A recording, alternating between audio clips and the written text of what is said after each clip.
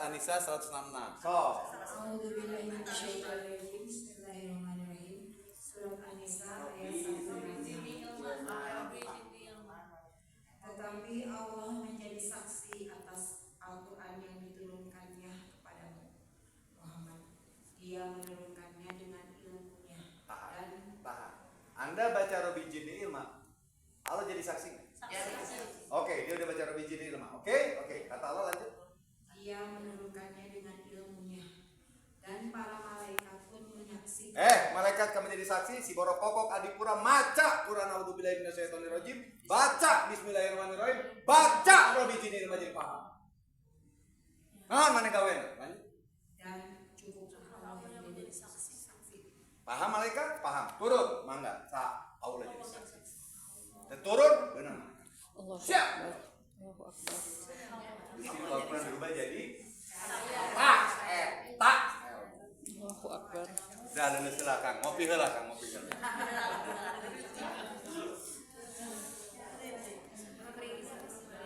Merinding. Kira bercanda? Ngapain? Saya bingung. Hari ini saya syuting kok ada tayang saya. Tiba-tiba tadi malam bilang, "Kang, kayaknya besok ada." Kok nggak ada? Tapi tolong besok kamu akan syuting. Padahal besok ada pengajian.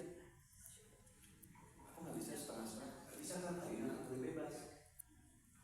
Siapa yang merencanain semua? Kalau sekarang ini sekali udah ada kok saya syuting. Saya lagi tayang kok. Kalau tayang nggak bisa minta izin. Kok tiba-tiba kita syuting? Berarti Allah mengundang. Kenapa Mas Basi ini cuma segini? Kenapa yang tadi disuruh pulang? Enggak disuruh pulang. Yang membuat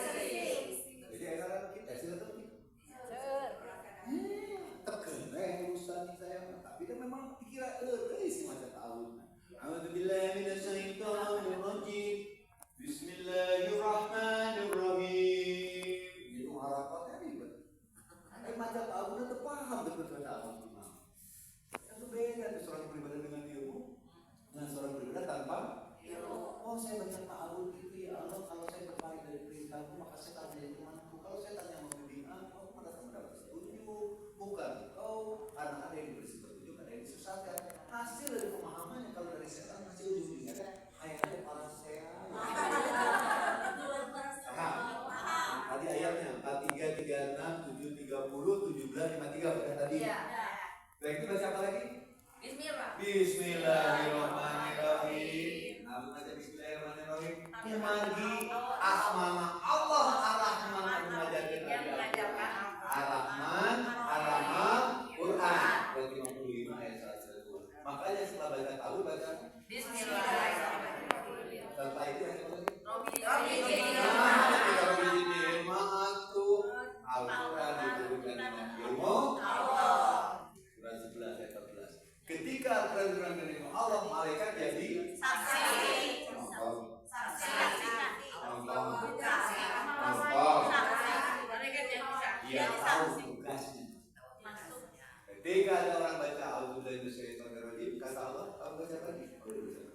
apa lagi ini? Kamu baca apa lagi ini? Kamu ngerti kalau baca itu ini? Ngerti, oke. Tahu? Aku jadi saksi. Yang kedua, aku jadi saksi karena berdepan dengan Allah dan malaikat jadi saksi. Ketika mereka jadi saksi, mereka melihat bersama. Yunazilul malaikat bihi min amrihi ala man yasha. Malaikat turun berwahyu kepada orang yang kena. Go. Masya Allah. Kan mereka udah tahu tugasnya kan? Iya. Ketika di pura baca Al-Fatihah, numana nutun, baca Al-Baqarah, numana nutun. Kan mereka udah tahu. Maca apalun, ya Allah, paham, kau udah jadi saksi. Dan turun, awas. Aku jadi saksi. Awas sendiri aku jadi saksi. Siapa? Mereka bilang, oke. Nonton di bioskopnya, si rokok ngomong lagi itu menjadi hantai nonton bioskop. Namanya bioskop. Anda kan datang ke sini punya tugas masing-masing. Saya datang ke sini jadi saksi. Terus cuma nyaci, kan belum terpikirin tugas. Tugas saya menyampaikan Quran bisa sampai. Ibu tugasnya mendengarkan ilmu, terima kan begitu. Masing-masing ada dengan tugasnya masing-masing. Bagian konstitusi terhadap atau datang ke acara ini, saya jadi penyaksi. Nyaksi, Anda bagian apa? Konsumsi. Jadi mana? Kan gitu ya. Semua punya tugas masing-masing. Mereka juga punya tugas masing-masing. Mereka tahu kok apa yang mereka lakukan. Kalau mereka kalau sudah ada, jadi belum lahir itu ada, ya oke. Kan sebelum ada menciptakan itu mereka juga ada. Makanya jangan ngomong sama dia nyampe, tak buat tugas jalan. Jadi baca tahu. Penting. Asal. Penting. Lebih jadi ilmu. Penting. Itu pentingnya baca. Paham? Itu yang pertama. Yang kedua, saya sering menemukan kendala ketika teman-teman menyampaikan Quran hadis masih dibilang ajaran yang tidak seperti umumnya. Kenapa? Karena kita tidak pernah menjelaskan. Jadi jangan nyari mereka. Oh mereka tuh petunjuk tuh, jangan. Nah, itu urusan Allah. Kita tidak utuh menjelaskan kepada mereka tentang metodologi menafsirkan Quran dan hadis. Ya. Makanya kita akan kupas hari ini. Ada 3 metodologi menafsirkan Quran hadis sehingga kita pakai metodologi itu. Kita ulang. Kalau ini ada sebuah buku, judulnya Borokoko, yang nulis Adipura, yang bisa menjelaskan buku Borokoko, Adipura yang nulis apa Ibil baca? Turunlah laki-laki ganteng pakai baju hitam celana hitam dari mobil berwarna hitam. Menurut ibu orangnya siapa? Menurut ibu dan baca. Kalau kata Adipura bukan. Saya bayangin mah, oh baju hitam celana hitam. Bisa nggak? Bisa. Karena yang tahu siapa? Turunlah dari mobil berwarna hitam mobilnya. Menurut ibu bukan saya pakai. Padahal yang bayangan saya bukan itu. Saya bayanginnya jeep warna hitam. Setelah itu mobil itu dipakai off-road. Kira orang bisa. Jadi yang tahu cerita keseluruhan tentang Quran siapa? Allah. Kita kan cuma tahu perpastian. Tapi utuhnya cerita Quran yang tahu siapa? Allah. Nah, Anda menafsirkan perbagian. Sementara kejadiannya utuh keseluruhan. Maka yang bisa menjelaskan Quran, Adipura mau. Allah. Yang ngomong itu siapa? Allah. Surat 24, Nur ayat 18. Teori menafsirkan Quran yang pertama. Surat 24, Nur ayat 18. A'udzubillahi minasyaitonir rajim. Bismillahirrahmanirrahim. Rabbi jidni ilma. Surat 24, Nur ayat 18. Wa yubayyinu lakumul ayat. Wallahu a'lam. Surat 24, Nur ayat 18. Wa yubayyinu lakumul ayat. Wallahu a'lam. Allah lah yang akan menjelaskan ayat-ayat. Karena Allah yang maha tahu, maha bijak. Jadi yang bisa menjelaskan berapa? Allah. Kenapa? Allah. Aku yang tahu semuanya dan aku bijaksana. Lah kamu kan nafsir Quran dan bijaksana, kenapa saya pakai? Jadi yang bisa menjelaskan Quran siapa? Allah. Pertanyaannya, bagaimana cara Allah menjelaskan Quran kepada malaikat Jibril? Bagaimana malaikat Jibril menjelaskan Quran kepada Muhammad? Di surat 24 An-Nur ayat 40. A'udzubillahi minasyaitonir rajim.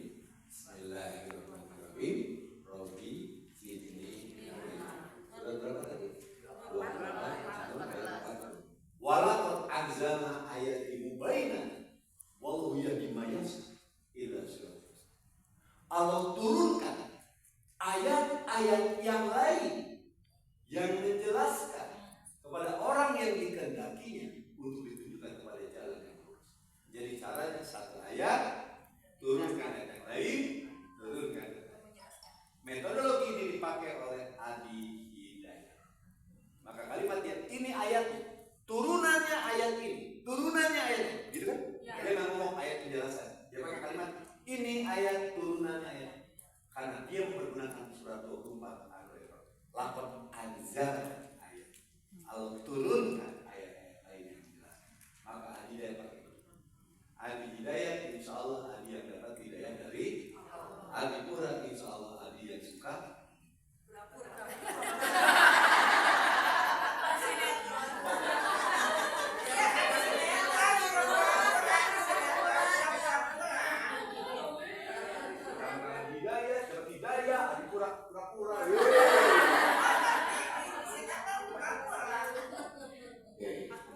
Ini metodologi dipakai dari Hidayat. Makanya saya melihat dari Hidayat tidak dapat. Cuman beliau ini kan belajarnya secara struktural ya. Tidak iya tuh soal Alias, sama Alias sampai pendidikannya di Garut itu kan. Lalu asal terus pindah lagi sampai Madin dan pendidikannya. Jadi ketika dia mau menjelaskan sesuatu, dia pasti akan ditanya, ini kata siapa, gurunya siapa, syaratnya mana? Kalau ada orang bebas. Memang begitu kok ayatnya. Memang begitu kok penjelasannya. Jadi metodologinya satu ayat dijelaskan oleh ayat yang metodologi itu ada di Quran. Ada. 24 sampai 18, surat 24 sampai 46. Jadi metodologi satu ayat dijelaskan ada di Quran. Jadi kalau metodologi dianggap sesat, maka yang sesat ya. Quran. Tapi aku Quran sesat. Tetap paham metodologi. Zaman dulu guru kita memang nggak bisa menjelaskan karena belum ada yang bisa sesuai dengan yang lain. Dia kan baru ini. Gak ada yang bentak dia, gak ada yang namanya sesat. Ada yang bilang sesat ya, ada ya. Karena metodologi ada di Quran kan. Anda dibilang sesat. Ya karena Anda tidak menjelaskan kepada orang ini loh metodologi Quran itu salah satunya ayat dijelaskan. Kata siapa? Nah, metodologi pertama satu ayat dijelaskan. Kata siapa? Jadi Allah mengajarkan malaikat Jibril mengatakan Muhammad dulu dengan metodologi apa? Ayat dijelaskan. Bukti bahwa Nabi Muhammad mempergunakan metodologi ini ketika Nabi Muhammad 3 bulan tidak mendapatkan ayat berikutnya, Nabi Muhammad gelisah. Karena tidak mendapatkan penjelasan. Sampai akhirnya turun Al-Dua. Asbabun nuzul Al-Dua adalah setelah Nabi Muhammad 3 bulan tidak dapat ayat. Gelisah. Sampai orang Quraisy bilang Muhammad telah ditinggalkan Tuhan. Berarti memang cara Allah mengajarkan dengan sistem satu ayat, turunkan ayat yang ketika tidak dapat ayat yang lain, gelisah nggak? Jadi sistemnya apa Nabi Muhammad? Satu ayat, ayat yang yang pertama. Buktinya tadi aja. Yang kedua, Nabi Muhammad menjelaskan kepada umatnya dengan metodologi satu ayat dijelaskan temanya. Namun, waktu, Quran itu belum semua. Surat sekarang kalau buka, yang sekarang, yang Nabi Muhammad. Jangan dikumpul keringat. Kalau memakan air, kan bingung kan? Maka lahirlah metodologi itu. Surat 19 Maryam ayat 97. A'udzubillahi minasyaitonir rajim. Bismillahirrahmanirrahim. Rabbi 19 Maryam ayat 97. Fa innam yasana bilisani litubashirul lakin kami mudahkan Al-Quran dalam ucapanmu Muhammad agar kau memberi kabar gembira bagi yang bertakwa dan peringatan bagi kaum kabar gembira peringatan bagi kaum bertakwa dan kabar gembira bagi yang bertakwa. Gitu kan? Jadi pakai ucapan Nabi Muhammad. Jadi waktu itu lahir metodologi yang kedua, satu ayat dijelaskan oleh ucapan Rasul. Ucapan Rasulullah disebut hadis.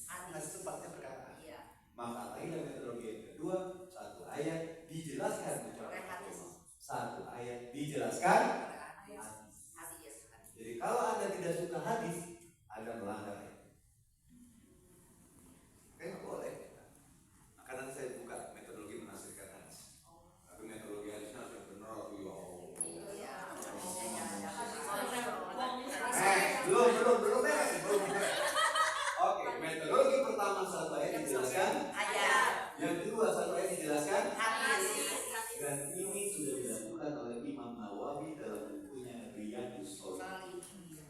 Bab iman ayat ieu judul hadis. Metodologi ini dipakai kebanyakan oleh teman-teman dari salaf. Maka dikit-dikit dia nanya, mana hadisnya? Mana hadisnya? Kan gitu ya. Memang metodologinya eta. Satu ayat ada hadisnya, maka dikit-dikit mana hadisnya? Umut mana hadisnya? Maulud mana hadisnya? Begitu. Iya. Karena ini pertama metodologinya satu ayat dijelaskan hadis. Kalau Anda mau ngobrol diskusi soal hadis dengan saya, boleh, tapi saya batasi dengan 5 aja. Bukhari, Muslim, Tirmidzi, Abu Daud, Ibnu Majah. Mereka tambah satu lagi kata saya. Tapi dari ini saya belum pernah baca. Daripada saya bohong. Tapi namun dalam dia itu orang ngobrol banget. Saya harus menguasai kalau ayat bin, ayat bin.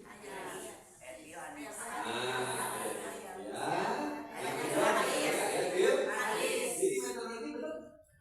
Ada ayatnya. Jadi zaman Nabi Muhammad itu segala sesuatu yang menyangkut Quran pasti ditanya langsung kepada Rasul, betul? Ya Rasul, ayat si fulan ini dipakai oleh bapak-bapak hadis. Kenapa? Baca nanti alitas doi, ya Rasul. Fulan sih. Maha baca alitas wae. Nabi saya itu suka dengan alitas. Kenapa aku suka dengan alitas? Karena ini kan zaman transisi dari Quraisy dulu yang menyembah sesuatu bukan Allah berubah menyembah Allah. Lagi belajar dari tahu. Sementara di alitas qul Allahu ahad, Allahu samad, lam yalid wa lam yulad wa lam yakul lahu kufuwan ahad. Bicara tauhid. Makanya saya senang baca ini. Itu sudah bukan cinta kepada dipakai oleh bapak-bapak kalau di rumah dengan tuan Novel. Jika saya katakan di bumi ya kan, itu di belakang udah tahu ayat dalam. Dalam pakai ulah wahad. Begitu kan? Padahal mau apa yang tahu. Jadi kalau ada masalah tanya sama saya. Kalau kan kalau bisa sama Allah, nanti sama Nabi Muhammad. Maka metodologinya satu ayat dijelaskan, ucapan Rasulullah. Ayat dijelaskan, ucapan Rasulullah dalam bahasa Arab disebut hadis. Maka satu ayat dijelaskan hadis. Jadi belajar nggak metodologi? Harus. Kalau enggak, sekarang dulu sempat kayaknya kita benci banget sama hadis. Kan banyak hadis palsu. Terus saya tanya, palsunya tahunya dari mana? Ya kan banyak yang palsu juga. Yang mana? Jangan-jangan Anda nggak ngerti menafsirkan hadis. Karena saya belajar metodologi menafsirkan hadis. Nanti setelah ini. Jadi yang pertama satu ayat dijelaskan. Jadi kalau ada yang bilang satu ayat dijelaskan ayat itu adalah sisi metodologi yang sesat, yang salah sesat. Dia nggak baca Quran, dia nggak pernah belajar tafsir Quran, baru belajar bertaruh dan rasa bisa Quran. Padahal ada metodologi tafsir satu ayat dijelaskan. Buktinya ada kok ahli hidayah. Ada sebuah kok.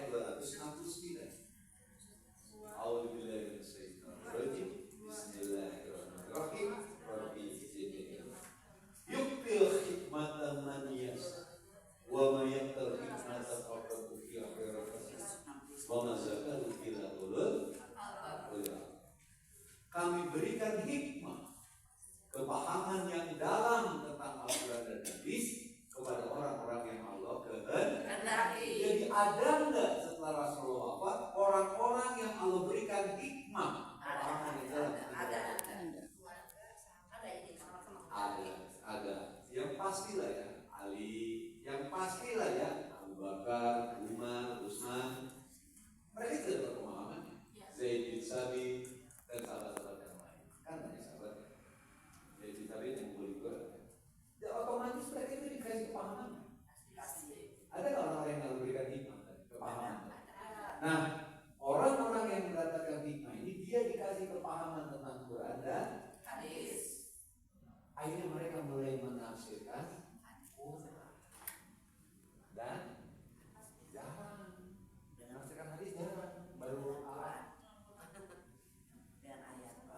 karena mereka lebih pada metodologi ayat dijelaskan oleh ayat dijelaskan oleh hadis.